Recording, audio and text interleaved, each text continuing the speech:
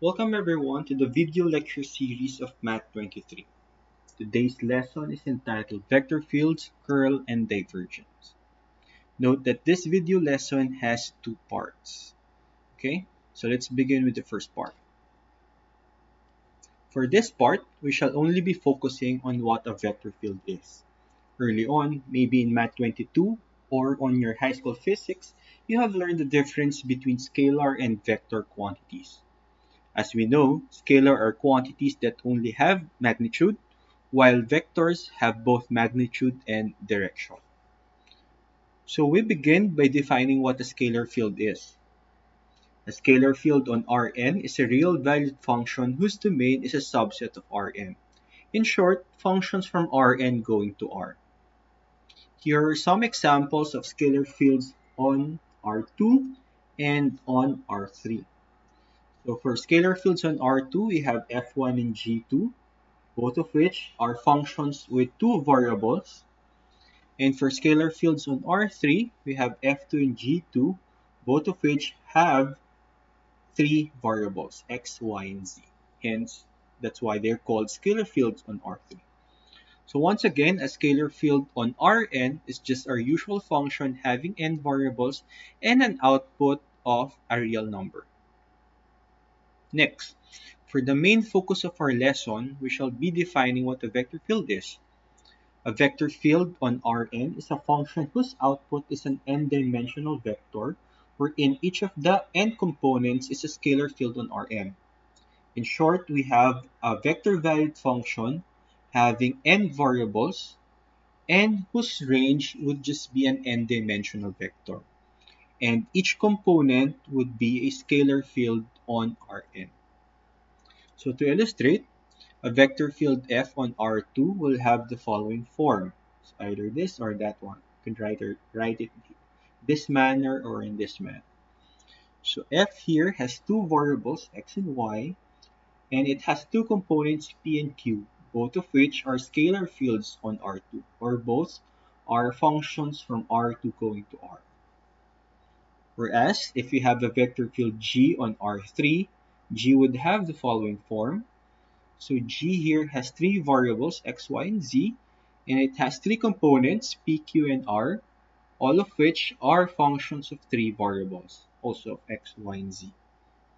So to differentiate a scalar field with a vector field, again, a scalar field is just our usual function, while a vector field is a special kind of vector-valued function where the dimension of its domain is the same as the dimension of its range. Here, domain is two-dimensional and its range is the set of two-dimensional vectors. Here, for G, the domain is three-dimensional, whereas its range would be the set of three-dimensional vectors. So in general, the domain of any vector field is the intersection of all the domains of its scalar field components. So if I take G, the domain of G would just be the intersection of the domain of P, Q, and R. So here we have some concrete examples of vector fields.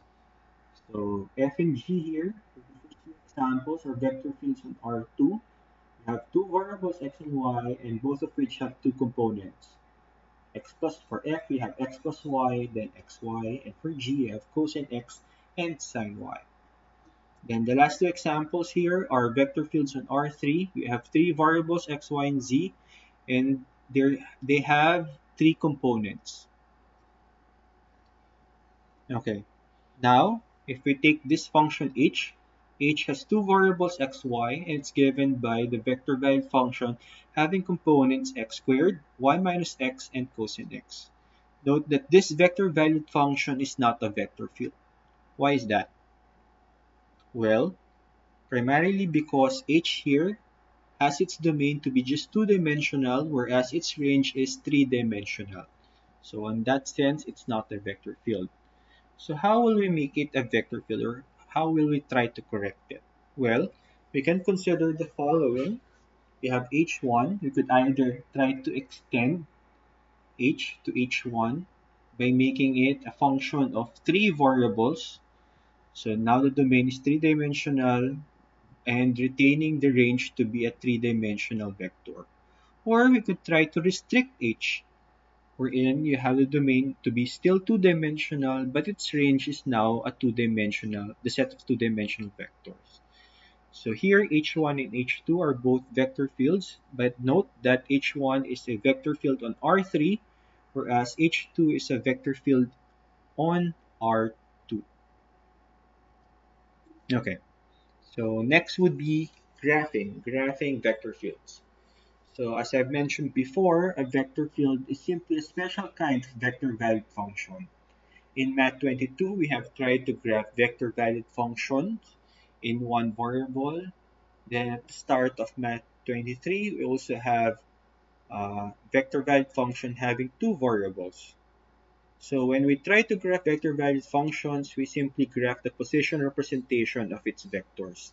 That is, we always start at the origin. Unfortunately, for vector fields, we do it quite differently.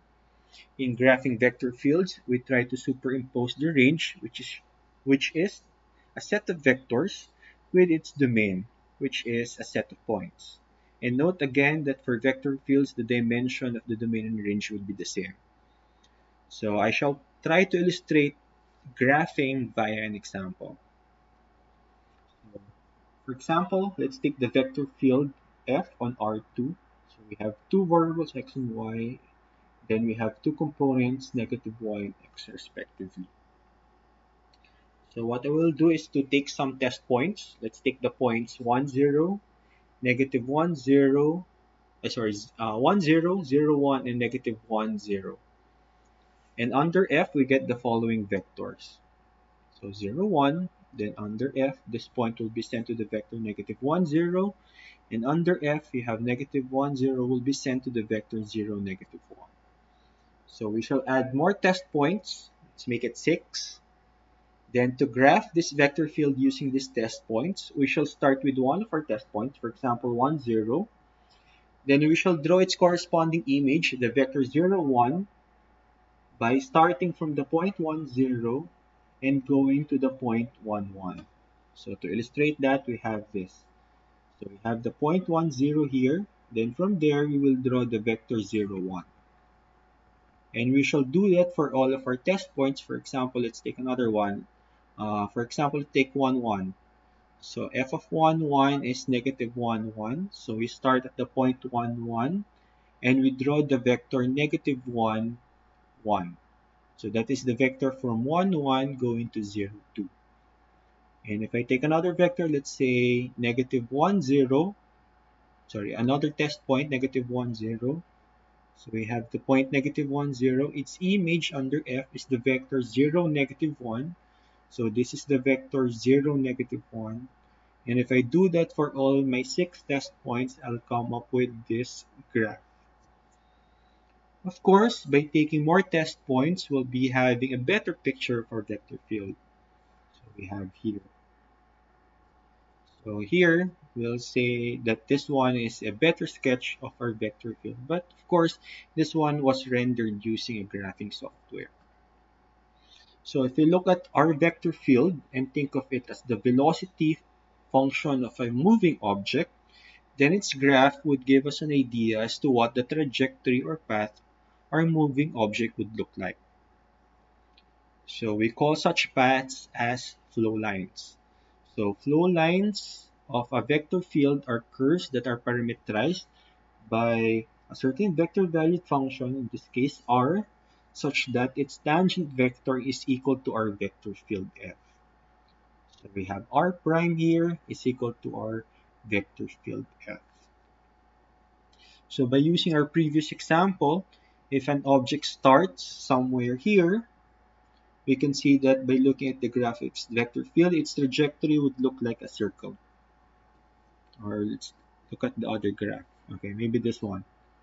So if we have a point here, its trajectory looks like a circle. And if we have another object over here, farther away from the origin, its trajectory would still be circular, but it would have a larger radius than the one nearer the origin.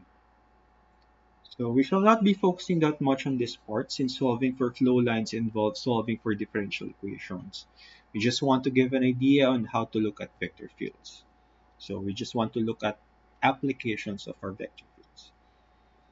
So as I've mentioned on the previous slide, can look at vector fields as models for velocity. So here we have a car, specifically a sedan, and we can look at the air surrounding the sedan or the velocity of the air surrounding the sedan. Okay, so next we have a special kind of vector field known as the gradient vector field. So if we start with a scalar field, for example, phi on Rn, then we can get its gradient del phi, and this gradient we can look at as a vector field on Rn. It is easy to do because to get del phi, what we do is just get the n partial derivatives of phi. So partial derivative of phi with respect to the first variable, then partial derivative of phi, the second, and so on. So we get n partial derivatives, and that gives rise to a vector field on Rn. So for example, if we take this scalar field phi on R2, given by phi of xy equal to x squared y, then its gradient would just be the vector field having components equal to the partial derivative of phi with respect to x, which is 2xy, and the partial of phi with respect to y, which is x squared. So a scalar field on Rn gives rise to a gradient vector field also on Rn. So aside from velocity, another common vector quantity would be force. So not only can we interpret vector fields as velocity fields, but we can also look at them as force fields. For example, let's take this function phi. So phi here is a scalar field on R2 given by 1 over the square root of x squared plus y squared. Then we can easily get its gradient given by this vector field. So guys, if you want to pause this video and try to solve and verify by yourselves that this is indeed the gradient, you may do so. So just get the partial derivative of phi with respect to x and you should get this part.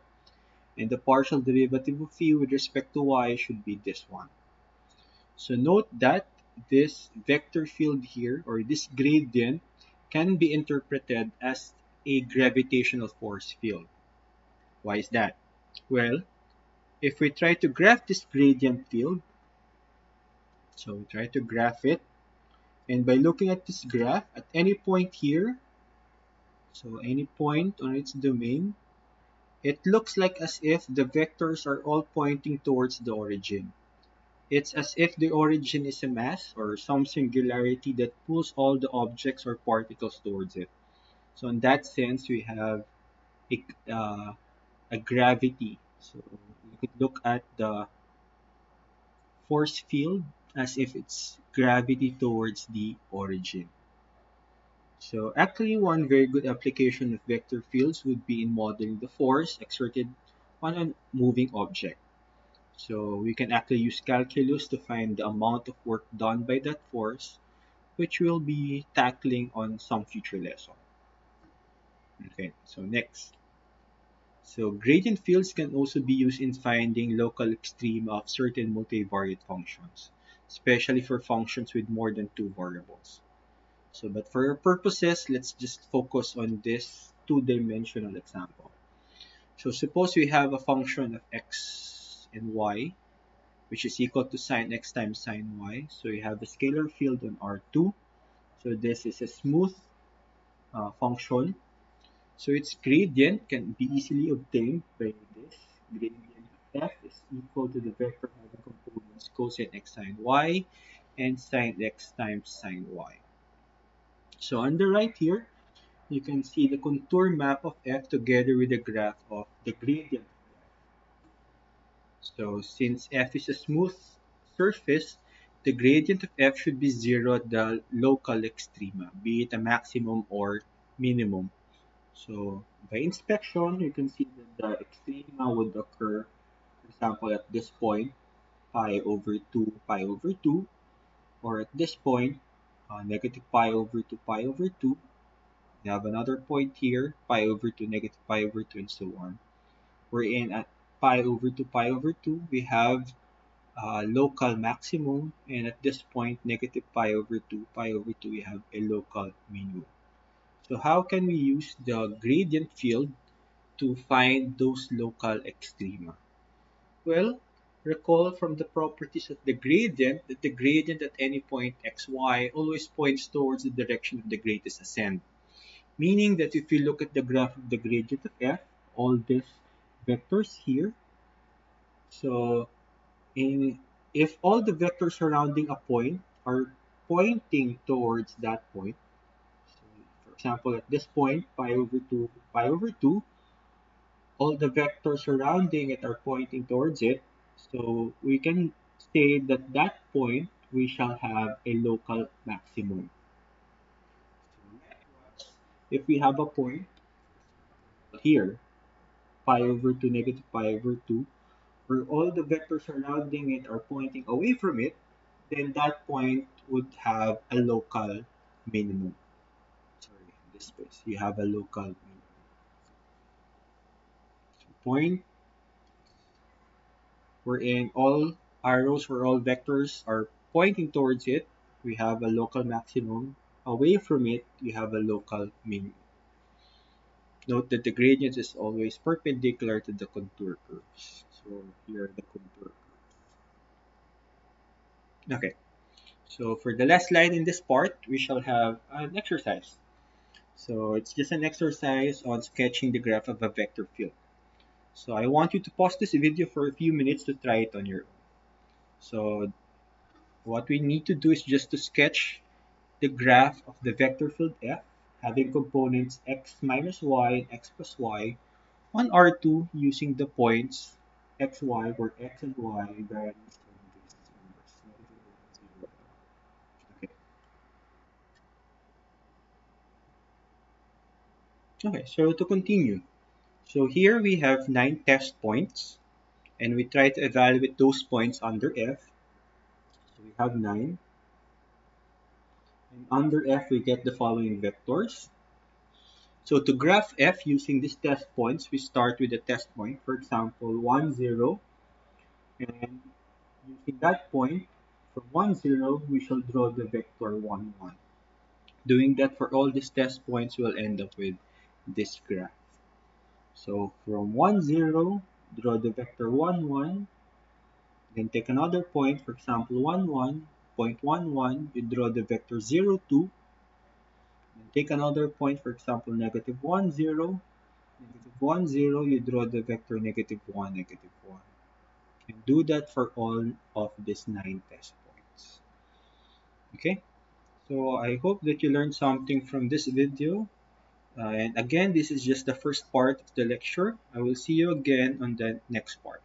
Bye.